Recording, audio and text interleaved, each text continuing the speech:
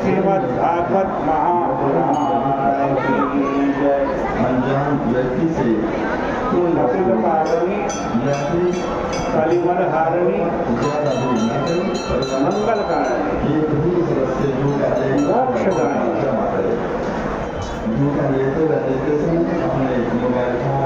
माँ गंगा मैया का ये पवित्रतम तीर्थ हर की पैड़ी ब्रह्मकुंड है। श्रीमद् भागवत जी की निरंतर चर्चा श्रवण करते रहे। आज श्रीमद् भागवत जी के अंतिम अध्याय द्वादश स्कंद का 12वां अध्याय, जिसमें विषय अनुक्रमणी का है, अर्थात पूरी भागवत के अंदर जो जो कथाएं हैं उनका नाम मात्र उच्चारण है। जिसने पूरी श्रीमद् भागवत नहीं श्रवण करी वो भी यदि अंतिम अध्याय श्रवण कर ले उसको श्रीमद् भागवत श्रवण का चतुर्थ भाग का फल प्राप्त होता है। सूत जी कहते हैं नमो धर्मा महते नमः कृष्णाय वेदते ब्राह्मणेभ्यो नमस्कृत्यं धर्मान् भक्षेत् सनातनान्। महत्वपूर्ण भक्ति रक्षण भागवत धर्म को उससे सुलभ भक्तानुकूल विधान भगवान श्री कृष्ण को तथा उस धर्म के उपदेष्टा आचार संपन्न विद्वान ब्राह्मण व्यासादि महर्षियों को नमस्कार करके श्रीमद् भागवत के अंत में हम पुनः श्रीमद् भागवत में प्रोक्त सनातन धर्म संबंधी भगवान के मंगलमय चरित्रों का संक्षेप में वर्णन करते हैं। जो लोग सूचना मिलने पर भी अनवधानतावश श्रीमद् भागवत की कथा में सम्मिलित नहीं हो सके और जिन्होंने श्रीमद् भागवत की कथा ही नहीं सुनी वे प्राणी अपराधी हैं। उनके कल्याण के लिए व्यास जी ने ज्ञानपूर्वक अंत में भागवतीय विषयानुक्रमणी का सन्निवेश किया है, जिसका श्रवण तथा नियमों का पालन करके श्रोता लोग संपूर्ण श्रीमद् भागवत श्रवण करने का चतुर्थ भाग का फल पुण्य प्राप्त कर लेते हैं। इस श्रीमद् भागवत में आदि से अंत तक पद पद पर प्रधान रूप से भगवान श्री कृष्ण का ही प्रतिपादन किया गया। कर्म, उपासना, भक्ति और अंत में इन सब का पर्यवसान आज बताया गया है। अब आप लोग सावधान होकर श्रीमद् भागवत का स्वरूप श्रवण करें। श्रीमद् भागवता सुरत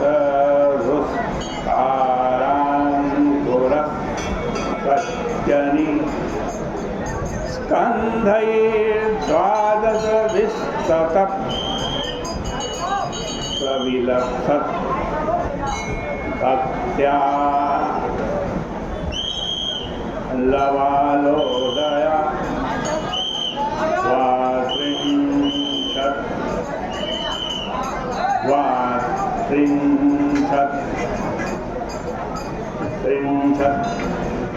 यस्य विलसत् सहस्राण्यर्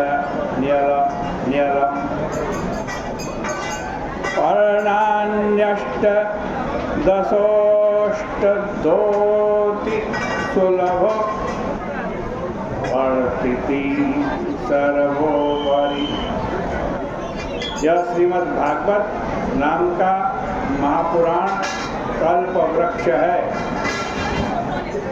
प्रणव इसका अंकुश है। नारायण से इसका प्रादुर्भाव हुआ है।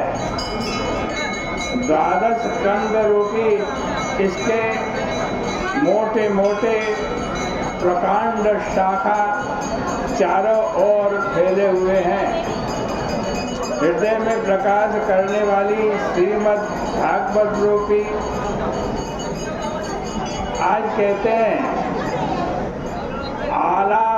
आलावाल यानी क्यारी में यह जमा है। 335 अध्याय रूपी इसकी मनोरम शाखाएं अत्यंत शोभा पा रही हैं। 18,000 श्लोक रूपी इसके पत्ते हैं। यह समस्त कामनाओं को देने वाला अत्यंत सुलभ हो गया है। यह समस्त शास्त्रों के ऊपर शिरोमणि रूप से वर्तमान है। सर्वदा इसका श्रवण करते रहो। इस श्रीमद् भागवत के प्रथम स्कंद में 19 अध्याय हैं। इसके आरंभ में मंगलाचरण द्वारा सूत शौनक संवाद में 6 प्रश्नों का उपक्रम कर भगवान के 24 अवतारों का वर्णन किया है। पुनः व्यास नारद संवाद में नारद जी ने व्यास जी को आत्मा के असंतोष का कारण बताकर अपने जन्म कर्म का रहस्य बताया।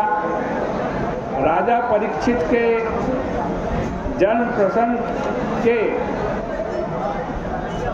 आज कहते पांडव का संक्षिप्त चरित्र, भीष्म जी का निर्माण, राजा परीक्षित का जन्मोत्सव। अच्छा स्वस्थ